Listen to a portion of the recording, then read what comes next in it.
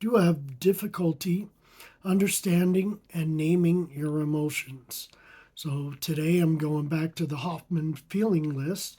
Today we're going to be talking about being confused. So, um, so what are emotions? What do they do for you? So there are reasons why we have emotions. We need them.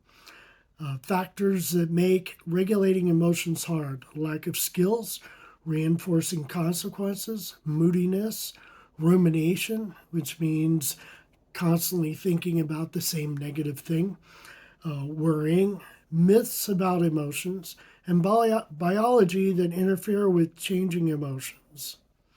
So, the models for describing emotions. Emotions are complex responses. Changing any part of the system may change the entire response. Ways to describe emotions. Learning to observe, describe, and name your emotions can help you regulate your emotions. So, feeling confused. What does confused mean to you? So, what confused means to me, which is that I may have two or more ideas going on at the same time, and I'm not able to connect the dots. And probably I have three or five things, different ideas that don't necessarily connect.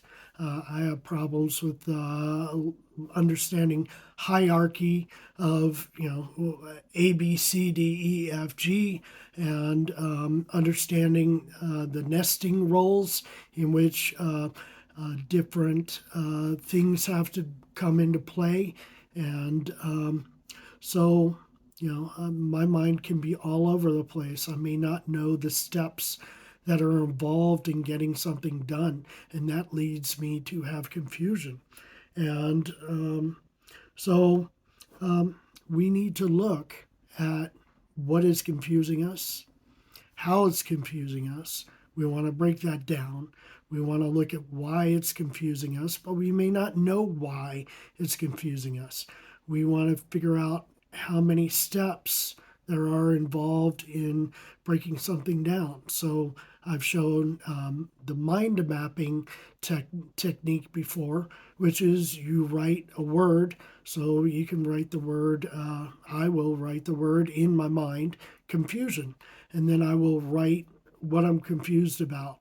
And so then I have to break that down. What is consisting of my confusion? What is it that I'm confused about? So just say, I'm confused about how I need to get to work 5 minutes earlier than I normally do. So that would start off with step number one, which is go to sleep 5 minutes earlier, and set my alarm clock for 5 minutes earlier. Um, Start my car 5 minutes earlier, and get on the road 5 minutes earlier. Those are some simple things to do. But a lot of the times people are getting late because they may not have made lunch before they go off to work. So that means I have to make my lunch before I go to sleep.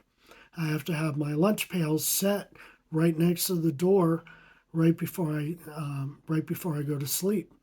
Yeah, or I put, because right now it's winter, so we don't have to worry about things getting warm, but in the summer, things are going to be hot. So I will have to make room to put my lunch pail into my refrigerator to make sure that everything's cold and nothing goes bad before I leave for work. So, and also, I may need to take a different route to work in order to get there 5 minutes earlier. If there's construction on the road, I need to look up on Google Maps to make sure where's the best route that's going to get me there on time, and at the very least 5 minutes earlier. I may even want to leave 10 minutes earlier, so I'm 5 minutes earlier than I normally am. And so then I can have 10 minutes in order to make sure that I get to work. because nobody cares if you're early. Everybody cares when you're late. When you're the last person to walk into that door, if they see you and you're the last person walking into the door, they're going to be scrutinizing your every move at work, and they're going to think you're lazy. You don't know how to get to work. So how do you know how to get your deadlines done? And those are questions. They're generalizing. You may be able to get all of your work done before your deadlines are done, but you may not. So, working through this confusion, figuring out what are the steps that you need to get done in order to make sure you get your objective done. So, you have to have a clear objective.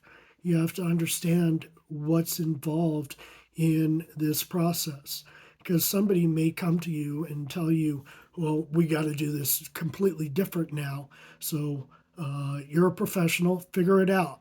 So then you have to figure things out almost on the spot, because by tomorrow they may want you to do it totally different. So you need to take that extra time in which they may not be paying you in order to think about what you need to get done. Somebody may be getting upset about something you did that you're unaware of. So when somebody's upset with you, you need to look at why are they upset? Is it reasonable or is it unreasonable? Because there's a lot of unreasonable people out there. So you need to look at your emotions, because your emotions are telling you something that you're not logically understanding.